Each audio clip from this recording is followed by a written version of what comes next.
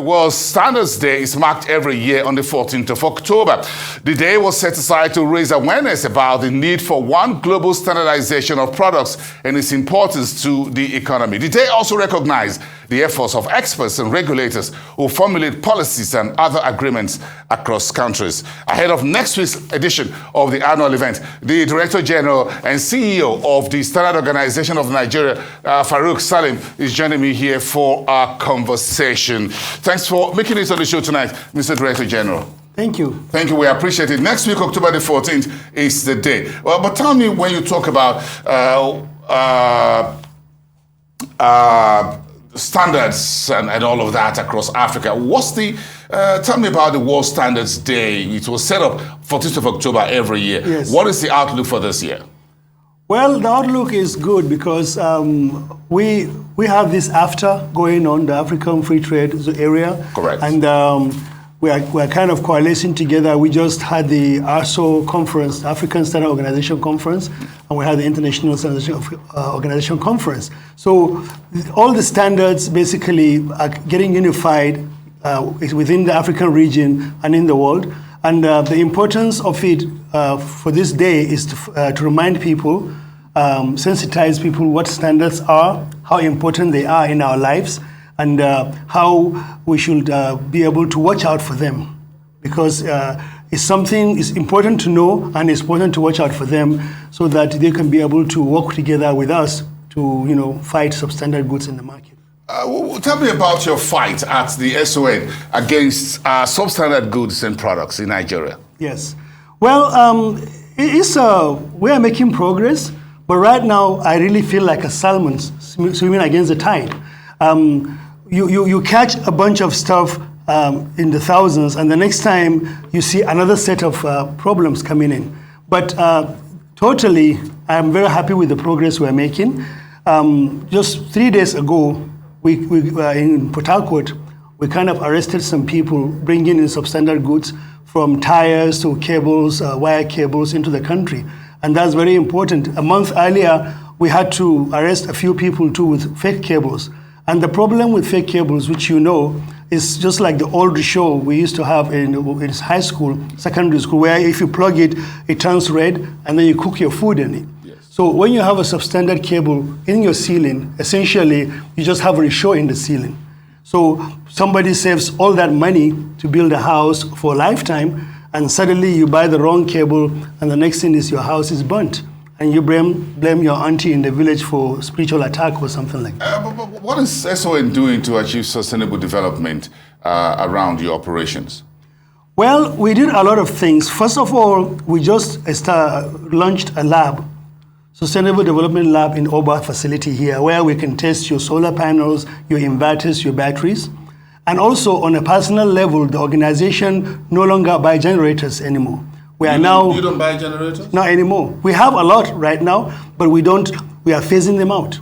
So like the budget of this year, we essentially have our offices just buying solar panels, batteries, and we're trying to get our areas to be, So you're going green. You're going green. We're going green big time. In fact, it started by default because 2 or 3 years ago there was a problem in Maiduguri where the whole city was out because of NEPA was out completely there. Yes. So our office there in Maiduguri is completely using solar right now. I mean, it's not so sophisticated. Bottom line is they have their air conditions, one air condition, refrigerator, a fan, and it's 24/7. Sun is free. So we are doing that with all our offices. What about this testing laboratory? How important is this testing of products locally made in Nigeria and those that are imported? Well, it's important to test them because sometimes some of these products, especially the imported ones, they might say it's 300 watts. But if you test it, it's only 200 watts.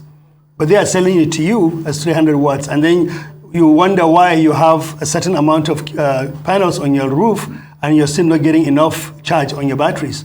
So it's very important to do that. And we do have a lot of success with that. Whatever you're doing, how does it improve the national economy? Well, the national economy, if you can back up a little bit, is really helped by standards. Why? Because when we enforce standards, our factories will be able to compete with goods brought into the country. Now, if you don't enforce standards, substandard goods come into the country.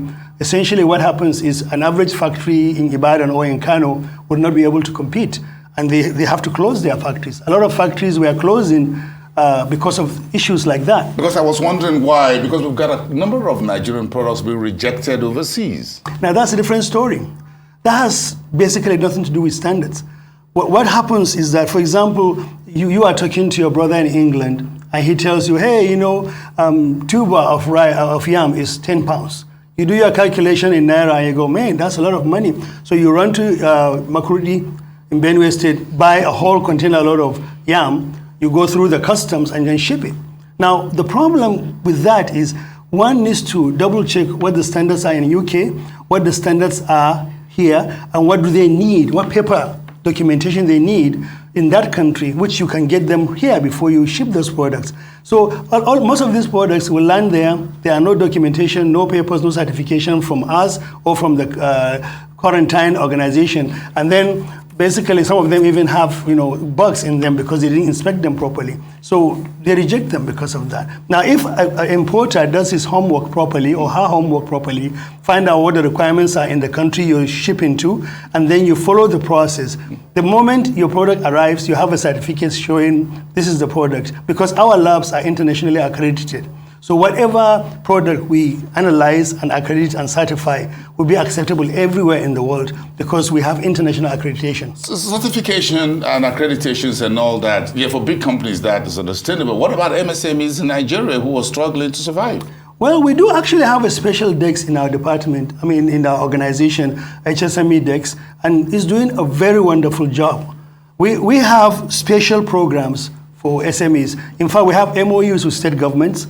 A lot of, like 5 or 10 state governments signed up with us. What we do is when they have organizing these industrial fairs and everything, we go over there and we help them. Electric fairs. Yeah, and then the good thing is any small scale company coming to us gets total discounts, sometimes even free standards, free counseling, free training on packaging, free training on how to get the certification. So there are different levels of certification. $1 million company has a different level with 100,000 Naira kilishi making person. But the bottom line is we work with them, and our head of a small scale industry did such a wonderful job with the Vice President's office recently. Some of the people we actually helped, one lady from Gombe selling spices, got almost $1 million Naira and a vehicle because she won the contest, because we work with her at every step of the way. And then she had to go to Kenya to present her goods and, for further exposure for her. That's so great. we are doing a great but then I'm sure you've got a couple of challenges dealing with the issue of substandard products and all that in Nigeria. You think you're getting enough budget to deal with everything you've got to deal with? Would this be part of the issues for the World Standards Day? Well, the issue is not completely budget. One of the biggest problems, believe it or not, is a cultural issue. We as Nigerians were pretty much, religious. When something bad happens to you, you say, well, it's God's will, and you walk away. You send somebody to go to the market to buy you a bulb of electricity for your house, and then you plug it in, it explodes, or it dies off. You're not, most likely, 9 out of 10, you're not going to say, take it back to that person and give me back my money or give me a better product. That's competition. Yeah. That's federal competition. Yes. Consumer protection. No, even yourself. You as the buyer, you need to do something about it. Because I live in the US for 30 years. There is no way I'm going to buy something that is bad within a certain amount of days. I wouldn't take it back to the shop and say, give me my money. That's standard. Now, if they don't get the money back, yes, our offices are all over the country. We have 48 offices in the country. You can come to any of the nearest offices to you, show us a receipt, show us the product. We track the person who brought it, and even I'm going to bring out the electrical bulbs I got in my apartment. Because I just made a few purchases about so you're one of them. And yes, I got about 6 of them just burnt out within a week. See, exactly. So I didn't even know about your problem. I got to go look for those receipts. You need to bring it back. I got to bring it back. I need your phone number just after this. Who to call? I need to ensure I get my money back. Yes, you're welcome. Thank you so much, and wish you all the best. And don't be too Nigerian and just look up and say it's God's will. You just open my eyes. Yes. No, it's the will of the manufacturer. I need my money back. And they need to pay back. Farouk Salim, Director General and CEO of the Standards Organization of Nigeria.